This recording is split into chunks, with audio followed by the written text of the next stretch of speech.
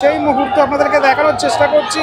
মা কিন্তু এখানে বিসর্জন প্রক্রিয়া মায়ের সেটা কিন্তু সম্পন্ন হলো। চন্দননগরের মন আজ ভারাক্রান্ত, তার কারণ মায়ের আজ বিদায় বেলা। রানীঘাটে প্রতিমার বিসর্জন প্রক্রিয়া সেটা প্রত্যেক বছর হয়ে থাকে। বড় ছোট সমস্ত প্রতিমার আজ এখান থেকেই বিসর্জন। একটি ছোট মাপের যে প্রতিমা, সে প্রতিমা আসলো। রাতভর এই প্রতিমা নিরঞ্জন, সে নিরঞ্জন প্রক্রিয়া হবে এবং নিরঞ্জনের পরে এখানে কাঠামোকে আলাদা করে দেওয়া হচ্ছে। একটু আগেই এই প্রতিমা বিসর্জন হলো। আসছে বছর আবারও পুজো আসছে, এই উচ্ছ্বাস নিয়েই বাঙালি আবারও একটা বছর কাটিয়ে দেয়। এটাই চন্দননগরবাসীর কাছে জাতীয় উৎসব এবং শারদ উৎসবের সমান। সেই মুহূর্ত আপনাদেরকে দেখানোর চেষ্টা করছি।